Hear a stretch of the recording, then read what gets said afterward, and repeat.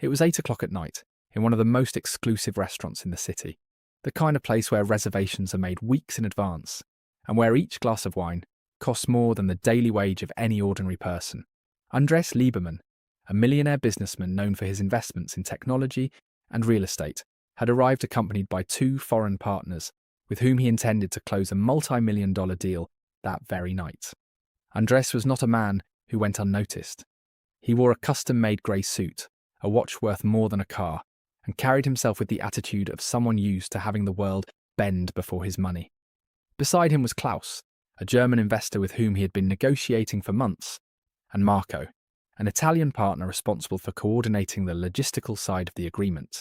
The table had been reserved in the most private section of the restaurant, far from the noise, with a privileged view of the illuminated city. Everything had been calculated to impress. Andres wanted that night to remain engraved in his partner's memories as the moment they sealed an alliance that would change their businesses forever. That was when she approached the table. Her name was Valentina, and she had been working as a waitress at that restaurant for almost 3 years. She was 26 years old, with a professional smile perfected over time, and a notepad in her hand. What no one at that table knew, what not even her own co-workers fully knew, was that Valentina had grown up travelling the world with her parents, both international translators, and that she had inherited from them an astonishing ease with languages.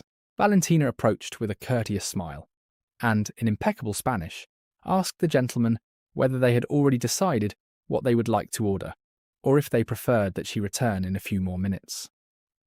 Andres, without even looking directly into her eyes, made a gesture with his hand, as if shooing away an annoying fly, and replied in a sharp tone that they were not ready yet. Klaus, the German partner, laughed quietly and said something to Andres in his native language, assuming the waitress would understand absolutely nothing.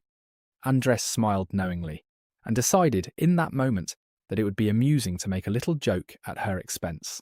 He looked at Valentina and, completely changing his attitude, spoke to her in German, deliberately speaking quickly and using complicated vocabulary as he ordered a series of specific dishes from the menu, exact ingredients, particular modifications, and preparation preferences.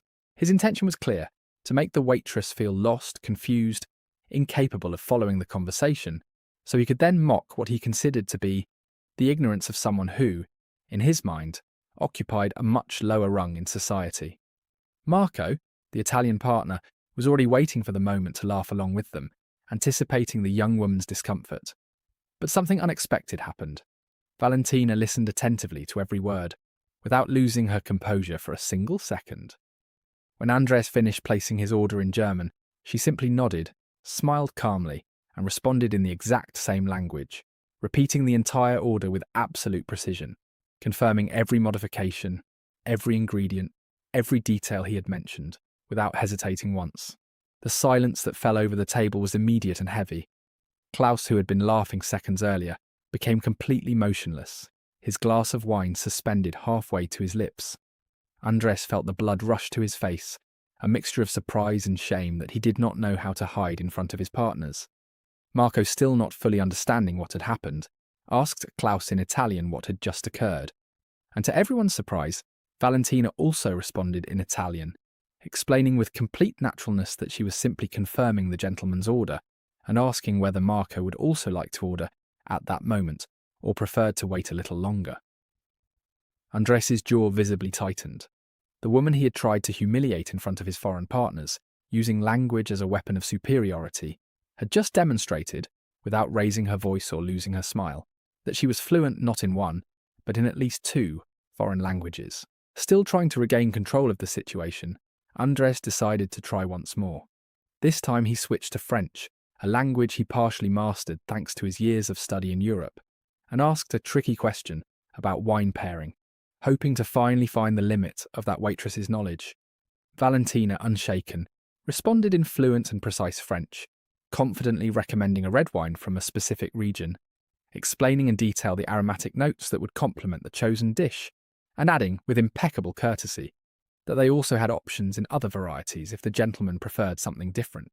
Andres's partners could no longer hide their amazement. Klaus commented, now in English, that the woman seemed to speak more languages than any executive he had met in his international career, and Valentina without anyone asking her to, also responded in English, thanking him humbly for the comment and mentioning that she had grown up travelling because of her parents' work as professional translators.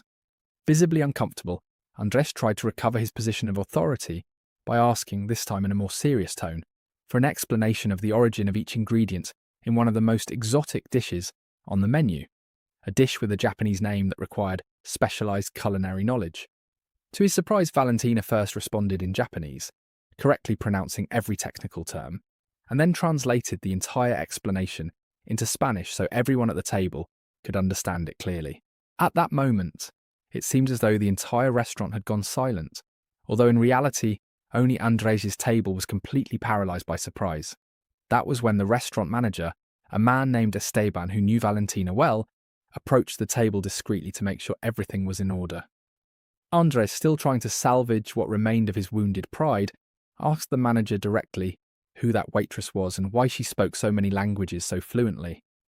Esteban smiled with obvious pride and explained that Valentina was not only one of the restaurant's best employees, but she was also finishing her master's degree in international relations, worked as a waitress to finance her studies, and spoke 7 languages fluently: Spanish, German, Italian, French, English, Japanese, and Portuguese.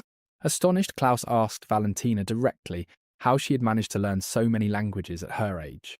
She explained simply, without a trace of arrogance, that her parents had worked as translators for international organisations, and that from childhood she had lived in different countries, absorbing each language naturally, almost like a game that eventually became a life tool. Marco, still processing what had happened, commented that few people in the world of international business, even with years of experience and formal education, managed to master so many languages with the natural ease she had just demonstrated in a matter of minutes. Andres, for his part, remained silent, feeling the uncomfortable weight of having tried to publicly humiliate someone who, in reality, possessed a level of intellectual preparation that far exceeded his initial expectations. If you have ever been underestimated because of your appearance or your job, without the other person truly knowing who you are or what you are capable of, leave us a comment telling your story. We want to know how many times real talent has surprised those who least expected it. As the dinner continued, Andres remained noticeably quieter, watching Valentina with a mixture of uncomfortable respect and growing shame. His partners, on the other hand, seemed increasingly interested in speaking with her, asking about her experience, her studies, and her perspective on the world of international business from such an unexpected position. At one point during dinner, Klaus openly commented that this had been the most valuable lesson he had received in a long time, referring to the fact that one should never underestimate another person based only on their job position or superficial appearances. Marco nodded, adding that a person's true value is rarely measured by the uniform they wear, but by the knowledge and character they possess. Uncomfortable with the direction the conversation had taken, Andres tried to change the subject, directing attention back to the details of the contract that had originally brought them together that night. However, something had changed in the dynamic at the table. His partners no longer looked at him with the same unconditional admiration they had shown at the beginning of the evening. To make Andres' situation worse, Klaus casually mentioned that the way someone treats service staff says a lot about their true character, and that this type of behaviour could influence his final decision about the business partnership they were about to formalise. The dinner continued, but the atmosphere had completely changed. Feeling that he was losing ground with his partners, Andres decided to make a gesture that he hoped could repair part of the damage caused. He called Valentina back to the table and, with an attitude noticeably more humble than at the beginning of the night, offered her a formal apology for his initial behaviour. Valentina accepted the apology with the same elegance she had shown throughout the night, without any visible resentment, explaining that in her work, she had learned not to take the behaviour of some customers personally, since many times people act out of ignorance or insecurity, without any real intention of causing deep harm. That response, far from easing Andres' guilt, seemed to intensify it. The emotional maturity and intelligence of that young woman contrasted dramatically with the arrogant attitude he himself had shown at the beginning of the evening. Watching the entire interaction, Klaus made a decision that surprised everyone at the table. He asked Valentina directly whether she would be interested in a job opportunity within his international company, specifically in the international relations department, where her command of languages and her ability to remain composed under pressure would be extraordinarily valuable qualities. Surprised by the offer, Valentina cautiously asked for more details. Klaus explained that his company, based in Berlin but with operations in several countries across Europe and Latin America, needed professionals capable of communicating fluently with international partners, coordinating complex negotiations, and representing the company in demanding multicultural contexts. The salary offered was far higher than what Valentina earned as a waitress, and it also included the possibility of finishing her master's studies with the company's financial support, as well as real opportunities for professional growth within the organization. Listening to the entire conversation, Andres felt an additional stab of discomfort, aware that it had been precisely his attempt to humiliate her that had unintentionally revealed the true potential of that extraordinary young woman in front of one of his most important partners. After processing her initial surprise, Valentina accepted that she would seriously consider the proposal, asking for a few days to make an informed decision. Klaus handed her his business card, insisting that the opportunity would remain available while waiting for her response, without any pressure. Before we continue with the ending of this story, do not forget to subscribe to this channel. Stories like this, about the true value of people and the transformative power of knowledge, are published every week, and you will not want to miss any of them. Despite the incident, or perhaps because of it, the dinner ended with the preliminary signing of the business agreement that had originally brought the three men together that night. However, the power dynamic within that partnership had subtly changed. Klaus and Marco now looked at Andres with greater scrutiny, aware that his behaviour toward people in less privileged positions could be a relevant indicator of how he would treat future partners or employees within the partnership they were forming. Before leaving the restaurant, Andres approached Valentina one last time, this time without any trace of his initial arrogance. He thanked her for her professionalism throughout the evening, and, in a gesture that surprised even his own partners, gave her a considerably generous tip, accompanied by a sincere apology for having tried to use her as an object of ridicule in front of his foreign guests.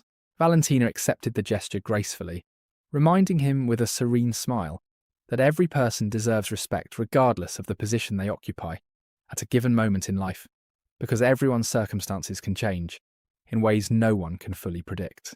6 months after that memorable night, Valentina had accepted Klaus's offer and had moved on to work in the international relations department of his company, while continuing her master's studies with the promised financial support. Her ability to communicate in multiple languages and her calm temperament under pressure quickly made her a key figure in the company's most delicate international negotiations. Curiously, fate arranged for Valentina to meet Andres again months later at an international business conference, this time not as a waitress, but as the official representative of Klaus's company. When Andres saw her in that new context, he could not help feeling a mixture of surprise and renewed respect. In that new meeting, Andres approached her to greet her, this time with a completely different attitude from the one he had shown that first night. He openly acknowledged, in front of other colleagues present, that the encounter at the restaurant had been one of the most important lessons of his career, one that had taught him never to underestimate anyone based only on superficial appearances or the job position they occupied at a given moment. This story reminds us that a person's true value can never be measured by the uniform they wear, by the work they do to survive, or by the temporary circumstances of their life. Knowledge, character, and dignity are qualities that no social position can grant or take away, and that often hide behind the simplest appearances. Valentina never tried to prove her superiority that night. She simply responded with the truth, with the preparation she had built throughout her entire life, and with the dignity she maintained even when she was treated with contempt.